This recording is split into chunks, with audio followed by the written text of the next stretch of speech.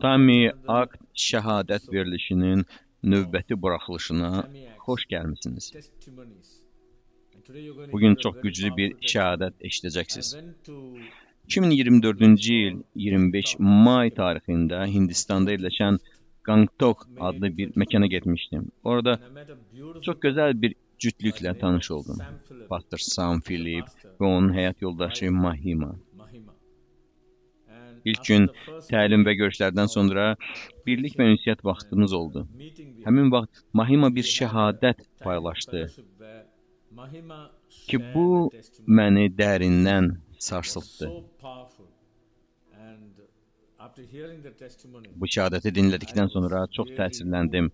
Açığı, bu hekayə sanki müqəddəs kitabın içindən çıxmış bir hadisə idi.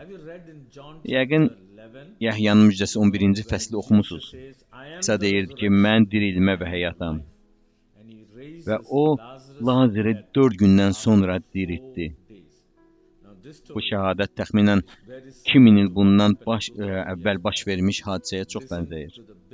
İndi isə Mahimanın bacısı haqqında danışdığı bu şəhadəti diqqətlə dinləyin. Rəbbimiz və xilaskarımız İsa Məsihin adına izzət olsun.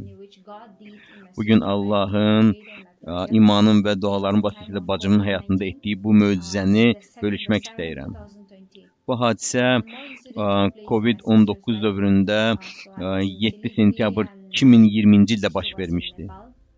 Mən Siligur şəhərində idim, bacım isə Nepalda idi. Bir gün xəbər aldım ki, bacım vəfat edib. Bu xəbər məni sarsıtdı və böyük bir ağır yaşadım. O vaxt karantin dövrü idi. Bir yerdən başqa yerə getmək mümkün değildi. Çox çətin idi. Çox çətin idi. Covid dövrü idi.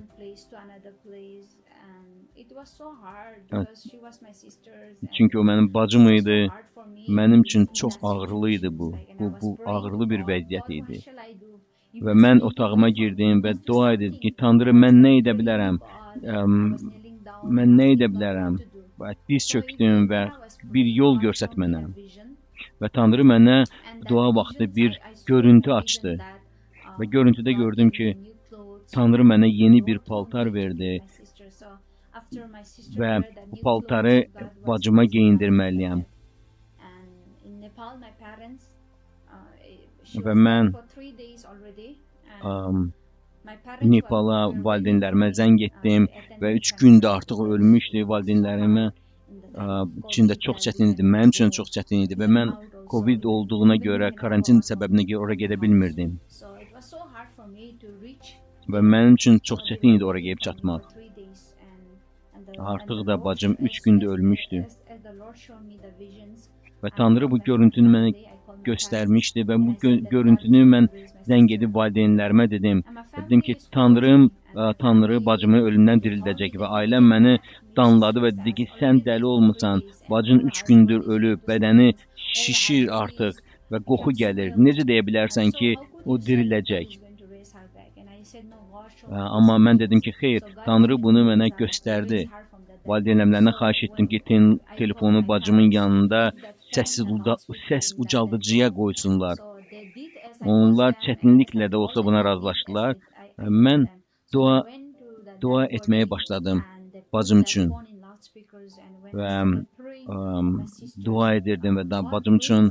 Və Tanrı bacımı ölülərdən diriltdi. Bu, bacım və ailəmin üçün böyük bir şəhadət idi. Və mən buna görə Tanrıya minnətdaram. Tanrı bacımı ölülərdən diriltdi. Sonra Tanrı mənə dedi ki, bacımın yalnız 3 ay ömrü olacaq. Bu 3 ay ərzində tövbə etməlidir və Rəbbə dönməlidir. Və bacım dirildikdən sonra ondan soruşdum, nəsə hiss etdinmi?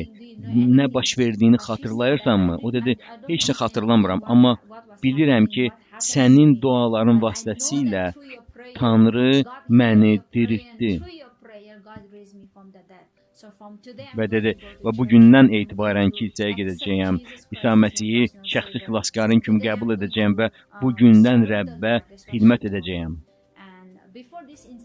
Və bu hadisədən əvvəl onu dəfələrlə kilsəyə çağırmışdım ki, xidmət etsin, Tanrıya inansın, imanlı həyat yaşasın. Amma o heç vaxt qəbul etmirdi və mənə qulaq asmırdı. Heç vaxt kilsəyə getməmişdi və iman etmirdi. Amma Tanrı onu dirildəndən sonra tövbə etdi. İsa'nı qəbul etdi və 3 ay Rəbbə xidmət etdi. 3 aydan sonra Tanrı onu öz yanına apardı.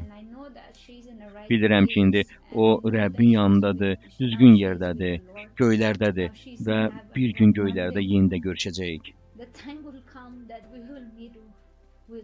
Mən inanıram ki, Tanrı bunu edəcək. Mən inanıram Tanrıya, bunu edəcək. Əgər Tanrıya iman edirsinizsə, onun üçün mümkün olmayan heç nə yoxdur.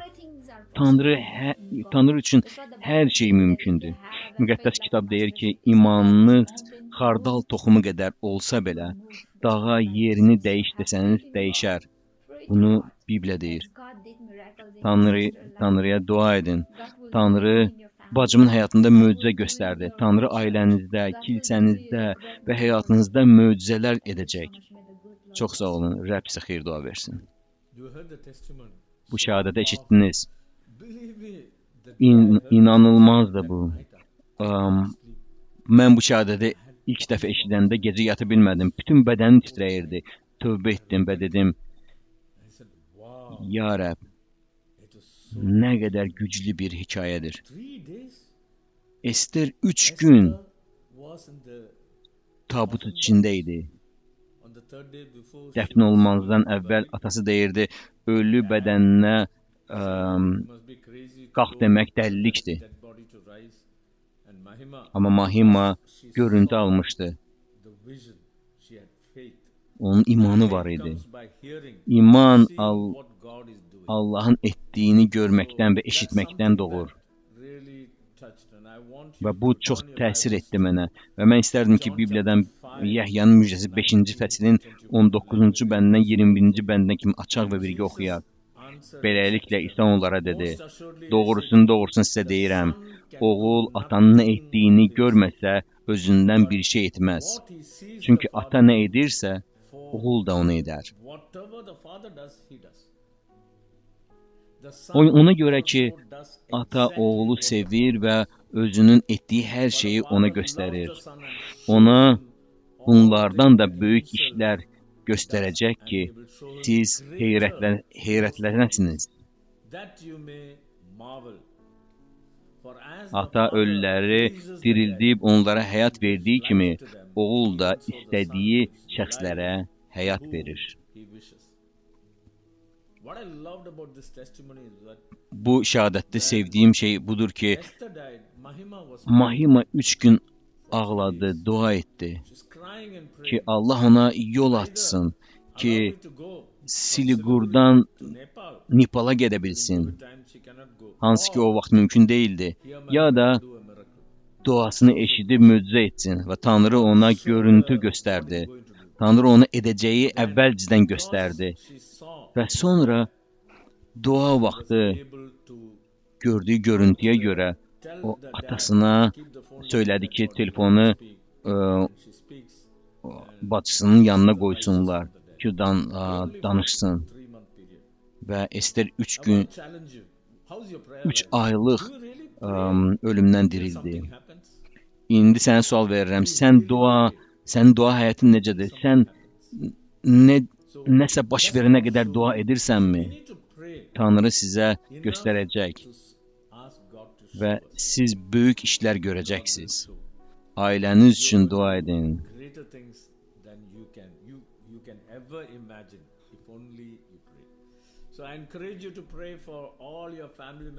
Dua edirəm ki, ailələriniz üçün dua edin. Onlar xilas olsunlar. Və siz əgər iman edirsinizsə, siz və sizin ailəniz xilas olacaq. Tanrı sizə xeyir dua versin. Əgər bəyəndinizsə, bu videonu kommentlərinizi yaza bilərsiniz. Tanrı sizə xeyir dua versin.